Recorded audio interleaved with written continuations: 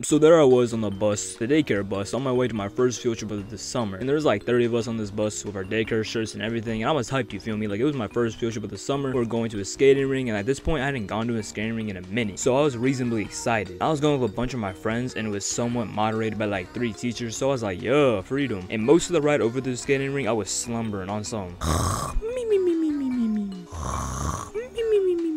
and then I was awoken to a hard stop of the bus and that noise it makes when the bus stops. And everyone was like cheering and yelling. Then we all got off the bus one by one, and the one teacher that drove us there drove off to go park, while the other one lined us up outside the building. She was explaining like the rules to us and everything, like what we could and couldn't do. And it was pretty basic rules, like we couldn't separate from the group, props so we would get kidnapped. We couldn't use the bathroom without a buddy, props so we would get kidnapped. Most of these rules were just there to make sure the daycare wouldn't be liable if one of us got snatched during the field trip. So after she got done explaining the rules, we all headed inside, and we like checked in because we had like a reserved area, like a table, and like we're gonna have pizza and snacks and all that. So we checked in one by one and got our skates. And after that long process, because a good amount of us 7 to 10-year-olds didn't know our shoe sizes, so you know, the whole finding your skates that fit took a minute. But once everyone was done, we all made our way over to the table, and I was walking and talking with Turner and a couple of other friends, and we saw another daycare. Like, there was a bunch of kids with matching red shirts, and our daycare shirts were yellow, so it was pretty obvious to be like, oh, that's a different daycare, you feel me? You know, like, seeing them, we didn't think much of it, you know, it's like another daycare, whatever. But some kids we were walking with were like dead glaring at them, like they had done something to us. And I saw one of the kids notice us, and like, it had to be like 12, 13. He was an older kid, because at the time I was a youngin'. So anyone over the age of 10 was like a big kid or whatever. So he started walking over to us, like a couple of his boys. They also looked like a little too old to be in daycare. And the main dude, who we'll call Adrian, walked up and low-key started pressing us. Like, he was on some, you guys seem a little too young to be here, and kept making jokes about how old we looked or some. And then Arnold, and this was before I knew who he was, he walked up like in front of everyone and told Adrian that he was 10 with like pride and everything. I don't know why he told him that, but we all saw it as a victory, like we had a comeback for something. And then Adrian and all his friends just started laughing, like dead in bro's face, like pointing and everything, which kind of makes sense, because like if I was 12 and 13, the 10-year-old just said, I'm 10. I'm laughing in your face. So Arnold was just standing there, and then I hear one of them go, are you gonna cry? And like laughing, and Arnold slowly turned around with tears in his face, walked past us, and as he did that, most of us were like already holding back, fighting back the laughter, because like we were little kids, and like, not gonna hold you, it was kind of funny. But Turner, he couldn't hold it in. He let out a tiny little snicker. He had to release a little giggle, you feel me? And like as soon as he did that, Arnold like whipped his head back to stare right at Turner, like knowing he laughed with these bullies basically at him. And right here, I don't know, I never asked, bro. I think this is the moment